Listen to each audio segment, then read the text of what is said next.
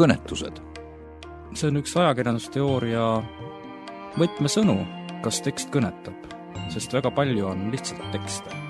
Kui kõne kõnetab. Kõnetused.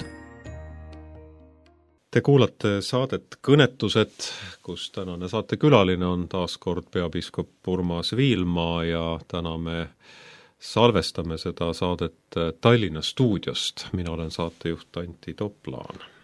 Tulles siia Tallinna stuudiosse vaatasin auto termomeetrit ja rõõmustasin, et nii soojaks on läinud. Ainult 5 kraadi külma.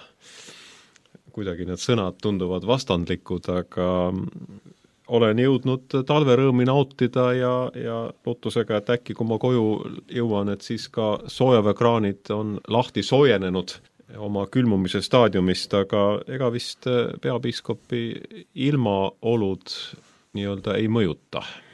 Üldiselt ei mõjuta, jah, et kui ma oleksin jätkuvalt mõne maakoguduse õpetaja, siis ma arvan, et mu elu ja päevarütm käiks väga palju lähtuvalt sellest, mis on ilm, sest ma olen ka olnud ju 10 aastat maakoguduse vaimulik ja väga hästi tean, mismoodi, või vähemalt siis teadsin, võikski öelda, et täna enam ei tea, aga siis teadsin, mis selga panna, kui on matusepäev, pead minema matusele, millises kirikus sel pühapäeval teenid, kas tookord siis oli soe minu oma kodukihelkonna kirik või siis kogudused, kus ma hooldamas käisin, näiteks Tõstamaa, kus ma mäletan ükskord ristimisvesi oli ära külmunud.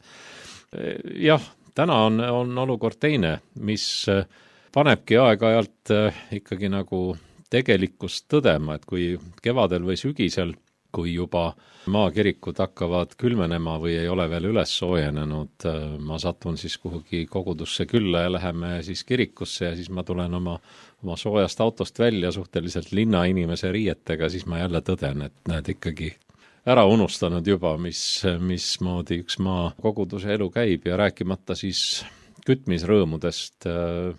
Üks esimesi asju, mis ma omal ajal Pärnu Jaagupisse kolides tegin, oli 2 suure pottahju ehitada laskmine oma ametikorterisse kirikuõpetajana tollasesse kirikumõise, kust oli just täitevkomitee välja kolinud.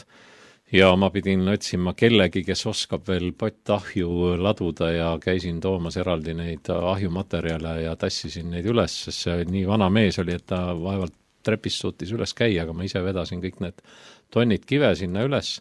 Ma mäletan ka seda, et kui sa hommikul tõusid ja toas oli 15 kraadi sooja, siis oli väga hästi läinud, siis oli soe, kuigi õhtul olid kütnud oma ahjud ära.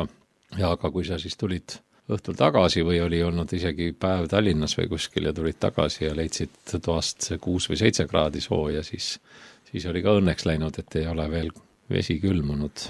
Aga mäletan ka neid aegu, kui tualetist tuli jätta öösel vesi jooksma ja kõik siuksed asjad. Ja see ei ole mitte liiga ammu olnud ja ma kardan, et see on tegelikkus väga paljudes kohtades ka täna.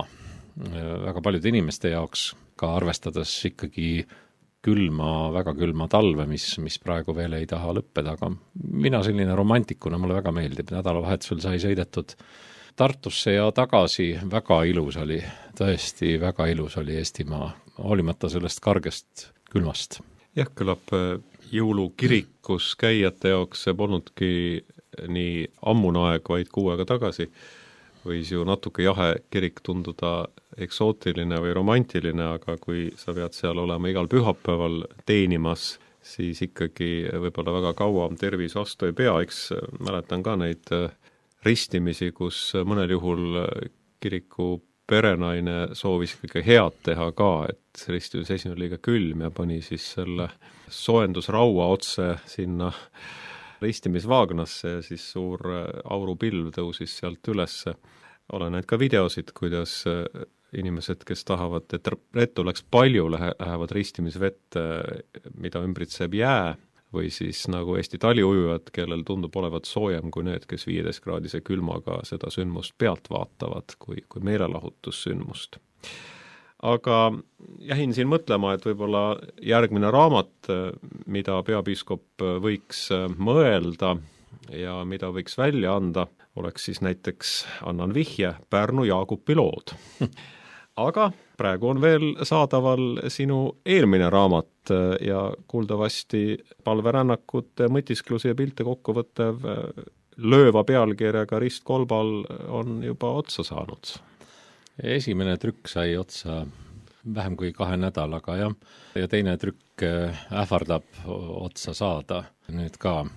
Aga ees seisab veel vähemalt Pärnus tuhkapäeval esitlus. Ma loodan, et selleks ajaks veel mõnikümmend eksemplari järgi on seda raamatut, aga ma ei ole sellest päris kindel, et eks peab mõtlema, kas peab tõesti uue tellima, aga teinekord võib-olla ongi hea, kui saavadki asjad otsa ja siis tuleb lihtsalt hakata oma sõprade käest laenama. Kahjuks on see olukord praegu küll selline, et vist raamatukogud ei ole ka seda saanud, nii et seda raamatut tuleb otsida varsti. Tuleb ikka 3.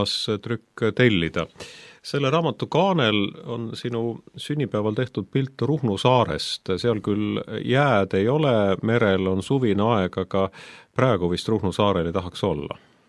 No kõik sõltub. Ma olen ise tajunud, arvestades seda, et praegu, kui me siin seda saadet salvestame, siis on avalikkuses olnud info, et lennuk Ruhnule tehniliste põhjuste lennata ei saa ja inimesed on jäänud sinna kinni. Teatud mõttes on see loomulikult igapäevaelu seisukohalt on see probleem, arvestades seda, et esmatarbekaupu ei saa saarele viia praegu ja haiged ei saa saarelt ära ja kõik muud asjad ka. Aga kaugel see koroonaaegki oli, mis tegelikult õpetas meid päris hästi leppima ühel momendil selle paratamatusega, et nüüd ongi nii, et sa ei saagi täna minna sinna või teise kohta, sest sina ise või keegi teine on nakatunud või mäletan seda, kuidas ma jäin koos piiskop Tiit Salumäe ja mul oli oma pere ja temal olid osa pereliikmeid kaasas, me jäime 10 päevaks kinni Torontosse, nii nagu praegu on Ruhnul inimesed ja ei saa sealt tulema, siis neil on lootus, et mõne päeva pärast äkki tehnilised probleemid lahenevad ja nad saavad liikuma. Aga Torontosse koroonahaigena kinni jäämine tähendas seda, et 10 päeva sa ei tohi 4 seina vahelt välja minna ja sa oled võõras linnas, väga kallil pinnal, iga minut, mis sa siin oled, maksab väga palju ja sa ei tea, kas kindlustus üleüldse arvestab nende kuludega, kõik lennukipiletid, kõik läksid vastu taevast. Aga kui see tõdemuse hetk oli käes, et nüüd nii on, nüüd tuleb arvestada, et 10 päeva vähemalt ja meie peres veel oli nii, et me olime 3, mina, abikaasa ja meie laps ja mina ja meie abikaasa olime haigeks jäänud suhteliselt 1-päevase vahega. Ja nii pea, kui oleks meie laps jäänud ka haigeks, millalgi siis, kui meie juba karantiinist välja saame, oleks me pidanud veel istuma järgmised 10 päeva. Aga siis sa võtad seda asja juba hoopis teistsuguse rahuga, et kõik kiire läheb ühe pauguga mööda, kõik see kiire on möödas ja nüüd on sul aeg, sul on kingitud nüüd aeg ja see on omamoodi õnnistus, see on nagu sabat, et sa saad ühel momendil aja lisaks sellele, mis sa oled arvestanud ja loomulikult tekitab see tüli ja elu ümberkorraldamist, aga omal kombel on see ka, kui see nii kerge on, nii kergesti lahendatav, siis et see on ainult lihtsalt viibimine kuskil, siis tuleb seda ka võtta kui aega mõtlemiseks, lugemiseks, mis iganes, kirjutamiseks, palvetamiseks. Aga see ei tähenda, et inimesed ei ole keerulistes olukordades, kui nad jäävad Ruhnu saarele kinni. Ma arvan, et igapäevases praktilise elu seisukohalt on see väga raske olukord. Praktiline küsimus, et kui ikka on küsitud vähemalt vanasti, et mis sa võtaksid kaasa üksikule saarele ja see näitab sinu prioriteete, et siis mida võtta kaasa välisreisile või Ruhnu saarele reisimisest, et kui internet ei ole ja telefon ei tööta, et siis oleme vist suures hädas. No mul oli hiljuti eelmise aasta sügisel olukord, kus ma lendasin Kirikute Maailmanõukogu ühele kokkusaamisele, mis toimus siis kopti ühes kloostris keset kõrbe. Esiteks Kairo asemel jõudsin ma hoopis Beirutisse ja ja minu kohver ja pagas jäigi sinna Beirutisse 5 päevaks ja siis sa oled keset 40-kraadist kuumust kõrbes ja sul ei ole mitte midagi võimalik isegi kuskilt osta, sellepärast et pole isegi poodi, kust kohast osta T-särki. See oli küll see moment, et mis ma oleks pidanud kaasa võtma, kui ma oleks teadnud, et ma lähen kõrbesse, aga sul ei ole nagu midagi ja sa pead leppima selle olukorraga ja vaatama, mismoodi siis asjad on. Ma mäletan eelmises saates oli ka juttu teatud valikutest ja mulle meenub siin ühe hea ametivenna jutt sellest, kuidas inimesi Eestis omal ajal küüditati Siberisse ja mida keegi kaasa võttis ja oskas võtta, ilma et nad teaksid, kuhu nad lähevad. Ja mis hinnaga muutus leib, millisesse hinda tõusid villased sokid ja kui vähe jäi väärtusest järele kullast mansetinööpidel näiteks, mis olid kaasa võetud. Et ühel momendil ühed kullast mansetinööbid sa vahetadki kilo leiva vastu. Ja nii need asjad muutuvad sellistes olukordades. Kuuldavasti on viimased sepikud ja saiad väga kalli hinnaga Ruhnu kaupluses. Ma ei tea, kas on ka vaimulike kandidaatidele õpetatud sellised praktilisi asju, milles me siin omavahel teatud nostalgiaga räägime oma teenimise algusaegadest, aga ELK pastoraalseminaris õpivad nii diakoni kui preestri kandidaadid ja täna hommikupoole on olnud võimalik meil usutleda 3 diakoni kandidaati, Elina Kivinukki, Bianca Mikovitši ja Egert Nikolajevskit. Et milline mulje ja millised on need teenimisvaldkonnad, kus need kandidaadid tööl asuvad? Kõik 3 kandidaati, keda me täna siis diakoni kursuse lõppedes küsitlesime, olid väga head, võiks siis öelda nagu tugevad kandidaadid valmis teenima asuma. Kõigil neil ka siiski õnneks päris pikk kiriklik taust või vähemalt usuline taust, et ei olnud nad mitte alles eile usule tulnud või isegi mitte mõni aasta tagasi. Ja eks hakkab paistma, kuhu ja kuidas nende teed lähevad, aga sinu nimetatud 3 kandidaadist, kui me räägime näiteks Elina Kivinuk, siis temal on vabakoguduslik taust, ka baptisti taust, olles nüüd juba 3 aastat ELK liige ja ühtlasi ka Kaarli koguduse juhatuse liige, on ta õppinud ka siis meie pastoraalseminari diakoni kursusel ning tegelenud tegelikult hingehoiu ja spordi hingehoiu küsimustega, nii et siit on võimalik, et hakkab arenema spordikaplanaadi valdkond oluliselt aktiivsemalt, kui see seni on olnud. Neid kaplaneid saab olema mitu. Neid saab olema mitu ja me saame hakata rääkima spordikaplanaadist juba sellises võtmes, et näiteks Eesti Kirikute Nõukogu võiks seda tunnistada kui toimivat kaplanaati. Kui me räägime siin Bianca Mikovitšist, kes on kõigile tuntud ajakirjanik, ka Maalehe asepeatoimetaja. Ja Pereraadio kontekstis on reisisaadete toimetaja. Reisisaadete toimetaja, kes on nüüd ühe jalaga ka liikumas Kaitseväe kaplanaadi suunas, on kandnud juba mõnda aega laigulist vormi seljas. Ja ei ole välistanud ka üldse teenimist koguduses vaimulikuna, nii et meil on tulemas üks väga heade ajakirjaniku kogemustega inimene kirikutööle, suurepärane sõnaseadja, väga hea kirjutaja ja väga suure silmaringiga. Kuuldavasti ka hea jutlustaja. Ja just nimelt, eks see kõik eelnev kogemus annabki võimaluse headeks või eeldused loob headeks jutlusteks ja 3.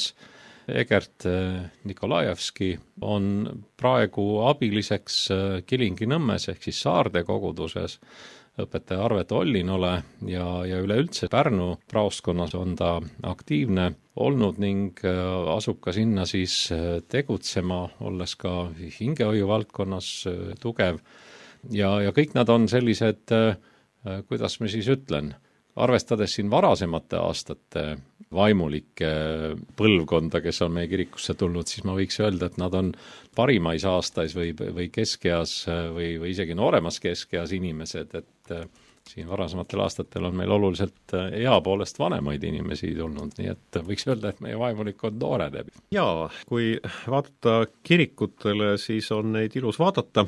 Tõsi, nad on erinevates kohtades üle Eesti pillutatud nagu lilled põllu peale.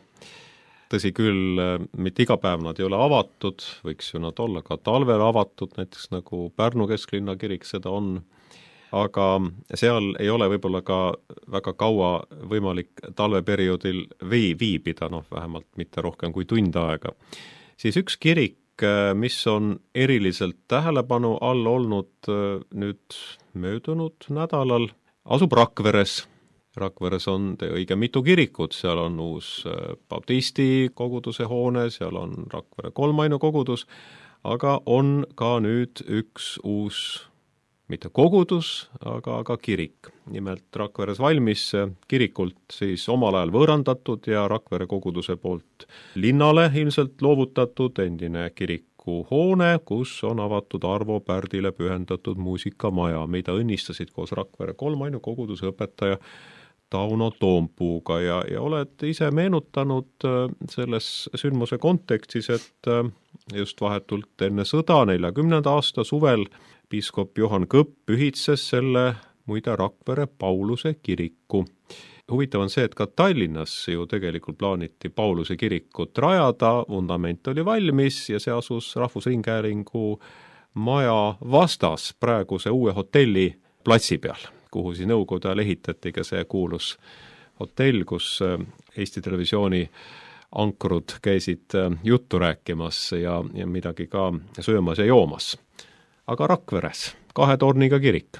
Jaa, hästi kahetised tunded, et ühest küljest võiks ju öelda, et kurb on, et üks kirik jäi kirikuna taastamata, samas mõeldes, et me oleme, kui me räägime ainult Luteri kirikust, me oleme siis alates 1990. aastast Eestis taastanud selles mõttes, et võtnud uuesti kirikuna kasutusele, pluss ehitanud uute hoonetena kokku umbes 60 pühakoda, kabelit ja kirikut. Ja kui nüüd selles loendis Rakvere endine Pauluse kirik jäi kirikuna taastamata, tõenäoliselt ei saa me öelda, et see nüüd on väga suur kaotus, arvestades Rakvere linna, kus kolmainu kogudus on tegutsenud järjepidevalt juba aastasadu ja jätkub see töö seal, et võiks siis öelda, et kurb, et sellest hoonest ei tulnud kirikut. Teisest küljest sai temast ikkagi praegu rohkem kiriku moodi, kui ta oli terve nõukogude aja, sellepärast et ajal, kui Pauluse kirik pühitseti 16. juunil 1940, sest päev hiljem juba algas nõukogude okupatsioon ja väed tulid Eestisse, siis neid kirikutorni kiivreid tegelikult mitte kunagi ei olnud varem ehitatud, nii et mul on hea meel, et arhitektid julgesid välja pakkuda Alar Kotli projekti lõpule viimise nõnda, et need kirikutornid pannakse sinna peale ja visuaalselt kuulutavad need tornid endiselt, et siin on pühakoda, sealt ei saa kuidagi mööda vaadata. Ja hea meel on, et ka selle õnnistamise ja hoone avamise kontekstis mitte keegi ei olnud eiranud ega ära unustanud seda, et tegemist on olnud kirikuga, ta oli kirikuks ehitatud ja isegi nõukogude ajal nimetati teda spordikirikuks siis. Ja mis saab olla selle vastu, kui üks pühakoda seostatakse ära Arvo Pärdi pärandiga, mis on ilmselgelt väga sügava vaimuliku mõõtmega, see seab ju ka teatud, võiks öelda natuke nagu ootused või eeldused sellele hoonele. Loomulikult küllap tantsitakse seal ka rahvatantsu ja tuljakut ja peetakse ka muid selliseid pidusid, mida me kirikuhoonetes muidu iialgi ei teeks, aga ta jääb endiselt kandma teatud sellist, nagu koha peal öeldi, head aurat. Selle kirikuga oli ju nii, et ta tõepoolest seal kogudus tegelikult jõudis tegutseda ligi 11 aastat. Ta võeti ära kas 51. aastal. Ei lastud kogudust enam seda kirikut pidada ja kogudus likvideeriti. Avalikes andmetes on jäänud justkui mulje, et see oli kogudus enda soov, see ei olnud, see oli ikkagi ateistliku nõukogude korra surve. Nii nagu näiteks Niguliste koguduse puhulgi, kogudus lõpetas tegevuse sellisel kujul ja inimesed liitusid kolmainu kogudusega Rakveres. Ja kui siis nüüd iseseisvus taastati, siis see hoone tagastati Rakvere kolmainu kogudusele. ja põhimõtteliselt oleks võinud sinna siis ka kirikut hakata uuesti ehitama või sellest hoonest uuesti kirikut tegema. Ja mul on hea meel, et tegelikult minu jaoks on see väga huvitav ka, et ma olen selles juba tagastatud kirikus pidanud jutluse. Ma olen pidanud seal jutluse võidupühal, ma ei suuda meenutada, mis aasta see oli, aga kui võidupüha paraad ja võidupüha jumalateenistus oli Rakveres, siis võidupüha jumalateenistus toimus Rakvere Pauluse kirikus ja ma siis ka jutlustasin seal. Ja lisaks mul on ka meeles see, kuidas seal toimusid meie kirikunoorte päevad ja peapiiskopi valimiste aastal 2014 oli meil siis 5 kandidaati tol momendil ja viidi läbi noorte seas hääletamine, kes võiks saada peapiiskopiks. Noorte favoriidiks. Just, ja võta näpust osutusingi mina tookord valituks. Ilmselt hea poolest. Mis võib olla, jah, mis osutus nagu minu jaoks väga suureks üllatuseks tookord, aga omal moodi ta ju profeteeringuks kujunes. Aga kui kirikuvalitsus pidi andma nõusoleku Rakvere kolmainu kogudusele küsimuses, kas nõustuda selle hoone müümisega Rakvere linnavalitsusele selleks, et sinna võiks tulla kultuurikeskus. Tol momendil minu meelest ei olnud veel juttu Arvo Pärdi nimega sidumisest, aga siis ma mäletan, kuidas see oli piiskop Joel Luhamets, kelle mõtted läksid umbes seda teed, et kui meie nüüd väga pingutame ja sellest hoonest saab uuesti kirik ja ta uuesti pühitsetakse kirikuks, siis saab olema väga raske, sest me peame kogu aeg mõtlema, millised üritused siia sisse sobivad või millised ei sobi. Lisaks peame me kirikuna ka seda hoonet üleval pidama, ta on väärikas, aga kui me nüüd nõustume sellega, et me selle kiriku müüme ära, või ütleme selle, tol momendil oli ta siis veel spordikeskus, ta ei olnud kirikuna kasutuses olnud ju aastakümnedena. Et kui me ta nüüd müüme ära ja sellest saab kultuurihoone, siis tõenäoliselt mitte keegi ei keela meil, kui kirik seda soovib, kasutada seda aeg-ajalt ka kiriklikeks üritusteks. Ehk siis tundus väga põhjendatud olevat anda see kultuuri kasutusse, välistamata seal juures seda, et kirik saab seda ise kasutada, kui võtta ta täielikult kiriku kasutusse ja hakata ühel momendil otsustama selle üle, et üks või teine või kolmas kultuuriüritus sinna kuidagi sisse ei sobi, olgu see siis laat või olgu see siis mingi muu rahvapidu. Tundub, et hetkel kõik on olnud justkui nagu võitjad, rääkimata sellest, et see on tõepoolest ääretult ilus hoone ja rääkimata sellest, et selle hoone puhul, enne kui seal miski muu tegevus toimuma hakkas, see hoone sai õnnistatud. Ja kõige esimene asi, mis hoone avamisel toimus, oligi selle hoone õnnistamine ja seejärel tulid alles sõnavõtud, järgnes kontsert ja tänamised ja kõik muud asjad. Ehk siis see hoone on nüüd uuesti õnnistatud, aga nüüd mitte enam kirikuks. Eks seda vaadata väljast ja seest teeb heas mõttes kadedaks ja kui mõtled, et võib-olla kui oleks olnud Nõukogude okupatsiooni, siis võiks meil olla selline kirik koos koguduse majaga ideaalsetes tingimustes, aga jah, seal oli ka neid, kes ütlesid, et näed, et spordikeskus oli siin sees ja küll siin on maadeldud ja küll siin on palli mängitud ja mida kõike tehtud, siis teatud mõttes see, et see kirik oli kasutusel Nõukogude ajal nii-öelda inimeste heaolu huvides, spordi või tervise huvides, hoidis selle kirikuga tegelikult alles nendeks päevadeks, et ta sai uuesti taastatud nüüd juba siis muuks otstarbeks, aga muuhulgas ka selleks, et kui me peaksime tahtma ühel päeval kasutada seda hoonet kiriku vajadusteks või mõneks üldkiriklikuks sündmuseks, siis ma usun, on see väga hästi võimalik ja sobilik. Mis kõigepealt meelde tuleb ka Rootsi Mihkli kirikut, mida on kasutatud maadlustrennideks ja Tartu Maarja kirikut, Maaülikooli võimlana, seal on ka lehvinud loosung, et terves kehas terve vaim, või ka Tallinna Peeteli kirik, mida kasutati filmivõtete paviljonina, enne kui kogudus selle tagasi sai ja nüüd teatud mõttes tegutseb sotsiaalkirikuna. Aga siit esimese saate lõpu küsimus formuleerub, et kuidas kirikus suhtuda hoonete taaskasutusse või me teame, et õigeusu kirikuid ei kiputa teistesse rollidesse andma, pigem me näeme neid varemetena, kui ei ole muud kasutust leitud. Näiteks meil on uued kirikud Mustamäel Tallinnas, Sakus, aga Sauel ei ole, Lasnamäel ei ole, kuigi kogudused on. Et tegelikult hoone on nii õnn kui õnnistus. Või siis õnnetus või koorem kogudusele, eriti mõeldes sellele, et neid peab ka kütma talvisel ajal. No, eks ta ongi mitmelt poolt vaadeldav, kuidas suhtuda kirikute taaskasutusse. Ajalugu näitab, et nii mõnigi, nagu sa isegi näiteid tõid, nii mõnigi kirik, mis on vahepeal taaskasutusena olnud mingiks muuks otstarbeks kasutusse võetud, aegade kuludes on ta seeläbi alles hoitud ja ühel momendil taas pühakojaks muudetud. Et ega siin ei ole midagi uut ja kui me käisime ise, kirikupiiskopid, sina, mina kaasa arvatud, käisime eelmisel aastal enam-vähem veebruari alguses palverännakul Roomas.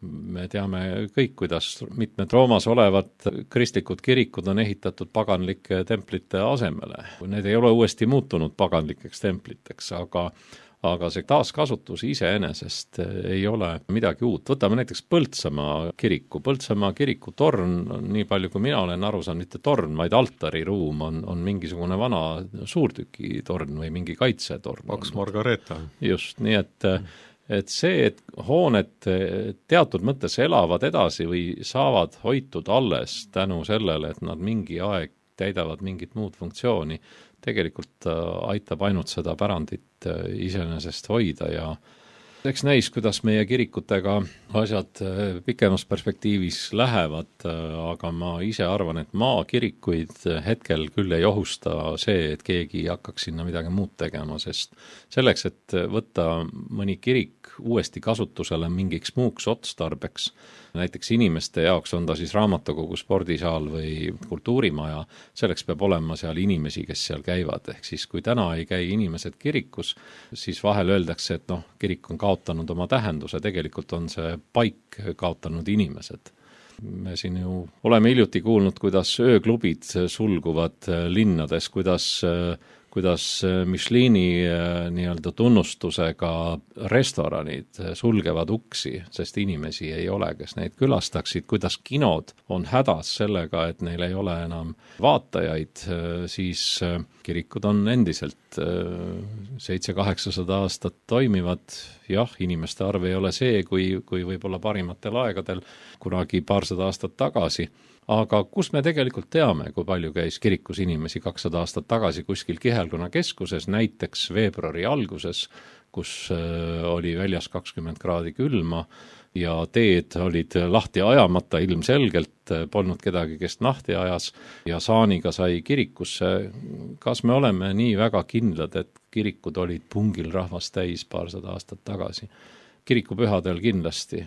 Aga tavapühapäeval väga võimalik, et mitte, sest me ju teame ka oma kiriku loos seda, et näiteks hädaristimine oli väga palju tarvitusel 100 aastat tagasi, sellepärast, et kirikuõpetaja lihtsalt ei saanud ilmastikuoludest lähtuvalt koju tulla ristima või vastupidi, ei saanud pere tulla lapsega ristima kirikusse, sellepärast, et ilm oli väga halb, ehk siis ilmastik takistas kirikus käimist ka teisi inimesi, nii et me väga ei tea. Meil on ettekujutust, et kui oli suur hoone, siis see pidi kogu aeg rahvast täis olema. Ma ei ole selles sugugi veendunud, et tegelikult olid kirikupingid rahvast täis igal pühapäeval. Ka varasematel aegadel, kui olid objektiivsed põhjused, miks kirikusse ei saanud. Täna on ka objektiivsed põhjused. Külad on tühjad, ühistransporti ei ole. Vanemad inimesed on üksi, lapselapsed on linnades, lihtsalt ei olegi võimalik kirikusse tulla või on täna juba võimalik kirikus osaleda vähemalt aeg-ajalt hoopis interneti teel. Ja nii rikkad me ka veel ei ole, et me Rootsi eeskujul mõnest Raua Maardla linnast teisaldame kiriku ja paneme ratastele ja viime sinna, kus on inimesed. Aga võib-olla tuleb mõne kirikuga seda ka teha, kuigi see tundub üsna võimatu olevat. Teeme siinkohal saates pausi ja jätkame saate teise poole teemadega. Kas kõne kõnetab? Kõnetused. Räägime taas peapiiskop Urmas Viilmaaga ja oleme siin kõnetanud teemadel teid, mis puudutab hooneid ja hoonetes olevaid inimesi ja talvisel ajal ka nende kasutust. või lihtsalt kogunemist, tänapäeval ju inimesed võivad ka koguneda kodudes või sotsiaalmeedias või internetis, aga see vist ei asenda päris kokkusaamisi ja kohtumisi. Üheks selliseks kohtumiseks on olnud aasta alguses ka meie luterlikus kirikus Tartus toimunud vaimulike konverents, kus on olnud selleaastaseks pealkirjaks arvatavalt tuntud Luteri tsitaat "Siin ma seisan ja teisiti ma ei saa". Sina pidasid sellel konverentsil ettekande ja sõnastasid selle parafraseerides konverentsi teemat, kuid seda veidi muutes: siin me seisame ja teisiti me ei saa. Ning jagasid oma ettekande mitmeks alateemaks, tuletan sulle meelde, sa rääkisid palvetavast kirikust, teenivast ja hoolivast kirikust, noortest kirikus, ilmikutest kirikus ja maailma muutumisest meie silmade all. Võib-olla lühidalt igast teemast natukene, et mälu värskendada, kuna ekraane pole silmade ees, aga siiski oled sa seda oma südamest ja meelest rääkinud, mida oled rääkinud siis palvetamise koha pealt, tunnistad, et palvetamine tegelikult on üsna raske töö ja seda ikkagi pigem on lihtsam edasi lükata kui ette võtta.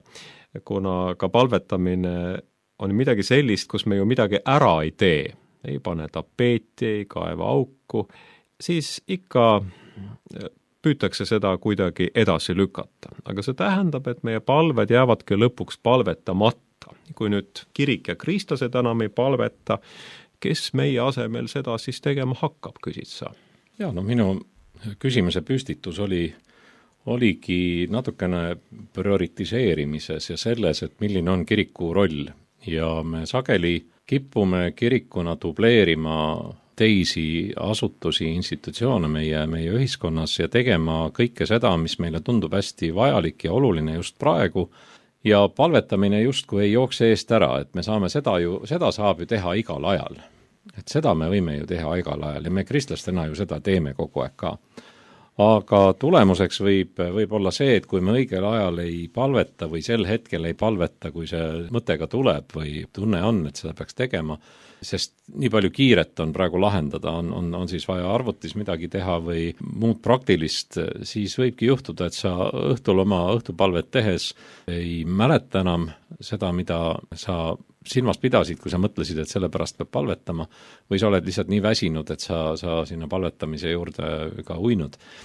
Mis siis ennast on väga ilus ja tore, et inimene uinub palvetamisega, aga palvetamise puhul on ka küsimus, kuidas me palvetame. Ma juhtisin oma jutu seal korraks Jeesuspalve juurde, millest ma ka oma raamatus, mida sa siin saate eespool nimetasid, ka kirjutasin, ehk siis Jeesuspalve kui üks väga lühikene väikene fraas, mis on tegelikult nii sisutihe, et Issand Jeesus Kristus, Jumala poeg, ole mulle patusele armuline.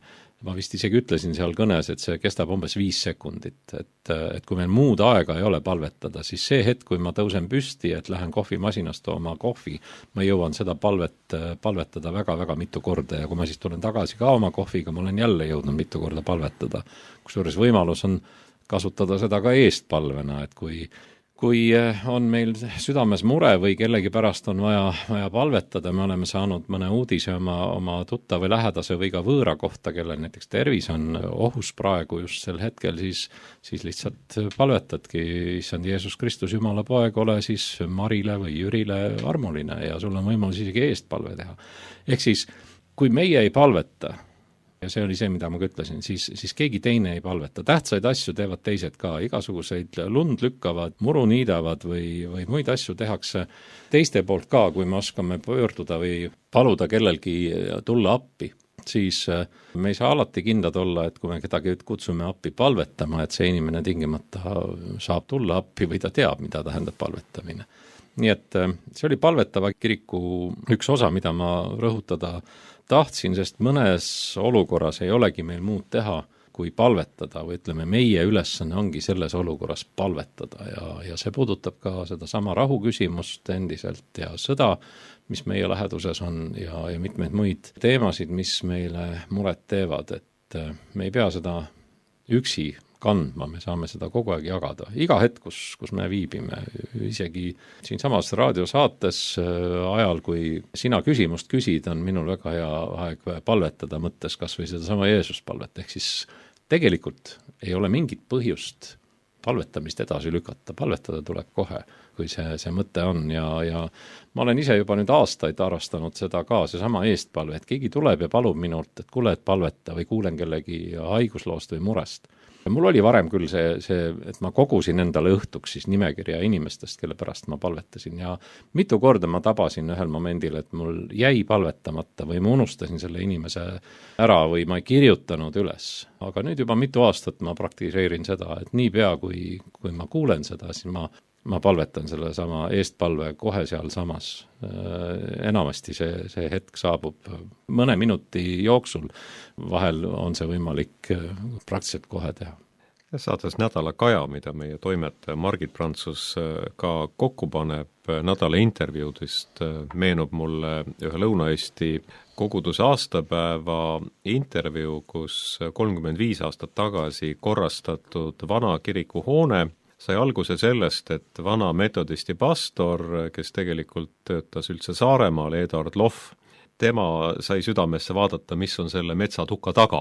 Seal oli õigeusu kiriku varemed ja tema otsustas seal palvetada, ehk palvetav kirik. Koguduse pastor oli märksa pessimistlikum, ütles, et enne kui palvetada, tuleb uurida, kellele see hoone kuulub. Tuleb välja, et kuulus tegelikult õigusjärgsele omanikule, aga see ei takistanud järgmisel päeval hakata seal talguid pidama ja palvekoosolekut pidama ja see korda teha, niimoodi, kuidas sai korda teha, et midagi kaela ei kukkunud. Ja kui siis oli õige aeg tagastada õigele omanikule, siis ka see korda teinud koguduse rahvas ei tahtnud nii-öelda kohtuvõimu abil seda vanalt kirikult koguduselt ära võtta, aga omavalitsus arvas, et nad on nii tublit tööd teinud, et nad ise esindavad neid. Ja nüüd on sellest vanast õigeusu kirikust saanud 35 aastat metodisti kirik, mis on väga erilise arhitektuuriga. Palvetav kirik, see tähendab ka tegelikult teenivat ja hoolivat kirikut, millest sa ka konverentsil rääkisid. Mida sa selle all silmas pidasid?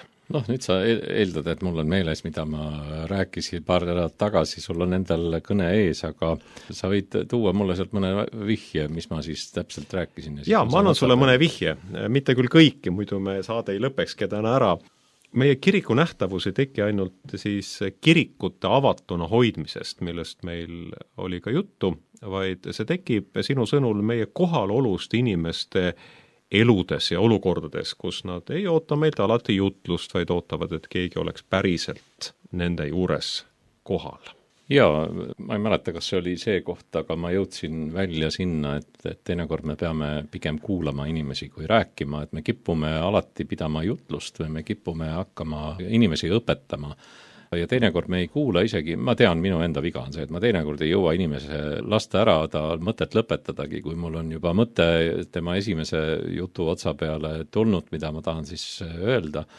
Aga me peaksime kuulama, et üleüldse teada, mida rääkida, peame me enne teadma, mida inimesed vajavad või milline on nende mure või mis on neile praegu just kõige lähemal südamele ja me peame kuulama. Ma jõudsin sinnamaani ka välja, et kui me viime läbi kirikus selliseid arutelukultuuri puudutavaid arutelusid erinevatel teemadel, siis ma ausalt öelda ei kujuta hästi ette, et kui me arutame looduhoiu ja keskkonna teemadel, et me ei kuula, mida selle valdkonna spetsialistidel öelda kõigepealt on või elu alguse ja elu pühaduse ja lõpuga seotud küsimused, et me ei võta kuulata neid inimesi, kes otseselt on nende küsimustega vaevlemas.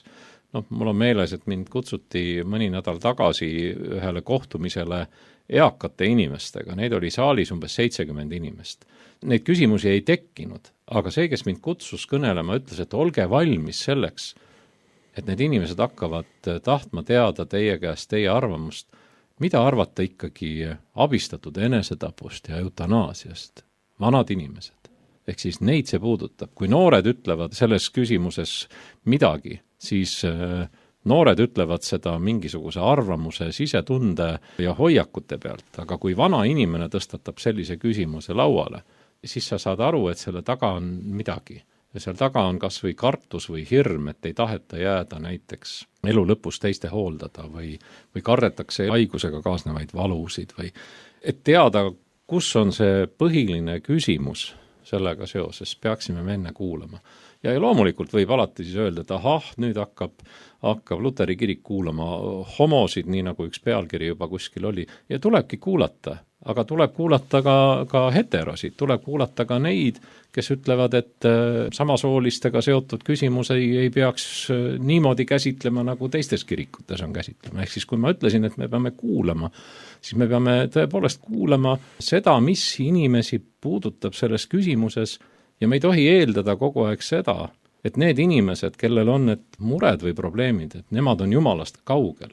Ainuüksi sellepärast, et neil on need küsimused. Ei, ma arvan, et need inimesed tunnevad ennast samamoodi kristlastena või Jumalaga seotud olevana, aga sellega seoses on neil teatud eetilised, moraalsed küsimused, konfliktid, ja me peame neid küsimusi ju kuulama, et me saaksime nendele küsimustele ka aidata vastust leida ja ka ise targemaks saada. Ehk siis mul on meeles ka elu lõpuga seoses ühe kiriku otsus teisel pool Atlandi ookeani.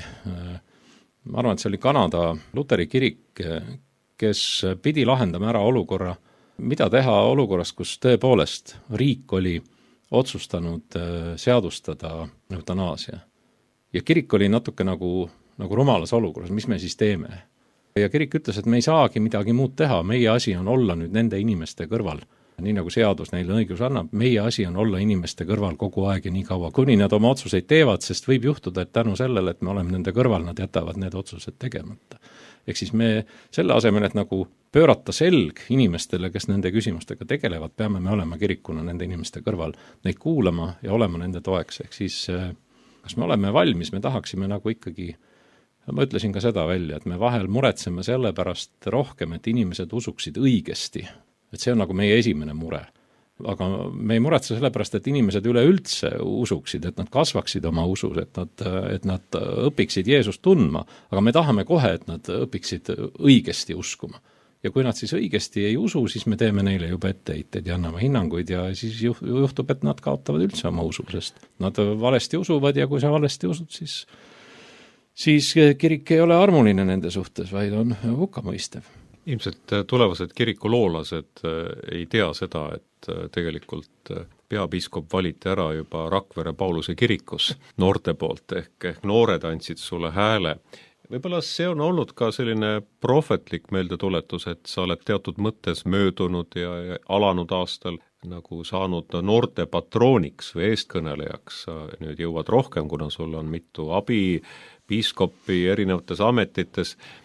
Sa rääkisid ka noortest meie vaimulikele ning ütlesid, et noorte jaoks peab olema kirik koht, kus nad saavad kogeda ka seda, et usk ei ole ainult õpetuslik tõdemus, vaid usk on elu, mis kannab ka siis, kui päevad on täis noorusega kaasnevat segadust. Sa õpetad ka koolis noori ja näed seda segadust ilmselt. Jaa, eks ma näen. Koolis ma kogengi seda, et tegelikult ei ole kedagi, kes noorte eksistentsiaalsetele küsimustele vastaksid. Ja mida ma veel noortega nüüd alles selle sama nädala esmaspäeval mul oli väga huvitav 9. klassi tund, kus ma nägin, et noored nagu julgesid hakata küsima väga teravalt ja niimoodi, kusjuures me räägime ju kristlikust koolist, ma õpetan Tallinna Toomkoolis. Ja sa näed, et noorte esimesed avaldused, kui nad tulevad välja oma mingi mõttega ja nad juba selle astuvad selle sammu, et ta julgeb su käest küsida, need kipuvad olema natuke nagu teravad või õigustavad või isegi ründavad või näed, milline see kirik on ja mis ta teinud on. Aga kui sa siis nagu jääd heatahtlikuks ja lähed kaasa nende mõttega ja arutad ja aitad suunata siis vestlust, siis sa näed, et tegelikult sealt tagant hakkavad kooruma täiesti sellised hästi inimlikud ja isiklikud küsimused. Tegelikult ollakse mures oma enda eksistentsiaalsete küsimuste vastuste otsimisega ja kõigepealt tulevad loosungid, kõigepealt tulevad need asjad, mida nad kuskilt kedagi on kuulnud ütlemas või kodus kuulnud, nende loosungitega need siis laetakse nii-öelda maha, see oma pinge, ja siis sa saad hakata alles arutama ja ma arvan, et kirikus meil ei ole piisavalt ruumi selleks, et me saaksime neid küsimusi arutada. Ja see ei ole ka piisavalt kindel või turvaline, ütleme ka kirikuõpetaja, kes võiks ju vastata küsimustele. Ta tundub alati olevat nii kaugel, ta tundub olevat altari võre taga või seal üleval kantslis. Ja heal juhul siis enne või pärast jumalateenistust tuleb ja annab kätt ja tervitab või saadab inimesed kirikust ära, aga seda, et me nagu julgustaksime noori, ka ilmikuid teisi inimesi kirikus, esitama mis tahes küsimusi turvaliselt. Et sa annad sõnumi, et küsi mida iganes, ükski küsimus ei ole vale. Ja et ma isegi ei tea, kas ma kõikidele küsimustele oskan vastata, aga et küsi, sest lõpuks me esindame Kristust. Me peame esindama kirikuna Kristust, kes peaks aitama inimestel vastused leida. Siis kuidas me saame seda teha? Kui inimene palves küsib neid küsimusi, siis loomulikult saab ta väga intiimselt ja isiklikult Jumala ees neid asju rääkida. Aga me ka ju teame, et Jumal ei vasta päris nii, nagu vastaks üks teine ligimene sulle nendele küsimustele, et need vastused tulevad Jumalalt hoopis teistpidi ja tulevad ka võib-olla just nimelt selle kirikuõpetaja või kaaskoguduse liikme vastuste kaudu.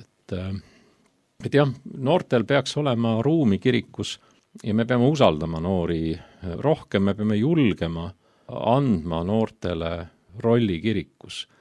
Me kipume tahtma kontrollida alati, aga mis nad ikka teha saavad, mis siis ikka juhtuda võib? Kirik on võib-olla kõrvaltvaataja jaoks, võib-olla ka kiriku enda arvates liiga kirikuõpetaja vaimuliku keskne, sest tema on selle usuala spetsialist, tema teab, kuidas asjad käivad. Me rääkisime noorte kaasamisest, aga sina rääkisid ka mittevaimulik ehk tavaliste koguduse liikmete kaasamisest ja sellest pikemalt rääkis ka mitu kirikuõpetajat oma koguduse kogemuse pinnal.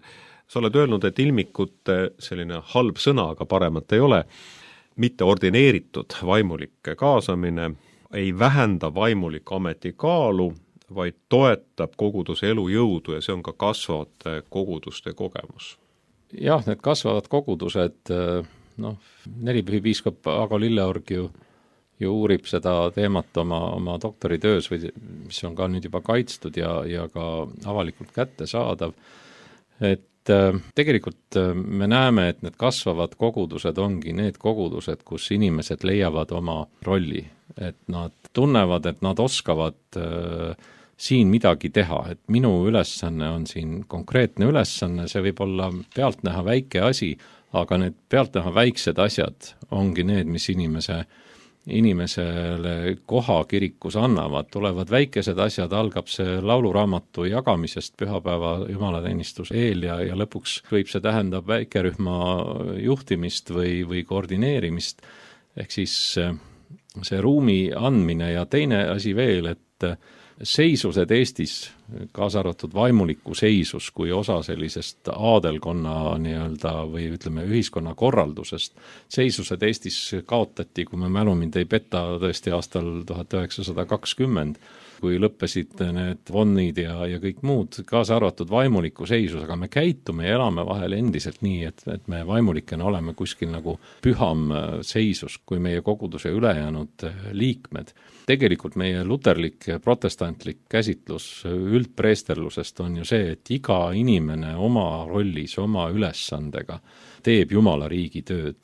Ehk siis õndsaks saamiseks ei pea sa olema ei diakon, preester ega piiskop. Ehk siis, et saada õndsaks, pead sa tegema seda, milleks Jumal sind on kutsunud oma ülesannete juures ja kui see teenib ligimest ja teenib Jumalat ja selle eesmärk on õige ja õilis ning sa teed seda kogu oma südamest ja pühendumisega kui Jumalalt saadud ülesannet, siis sa teedki õiget asja ja sa teed seda sellepärast, et sa usud, et Jumal on sinu kätte selle rolli andnud, ehk siis see ongi tähenduse otsimine või tähenduse leidmine, et minu elul on tähendus.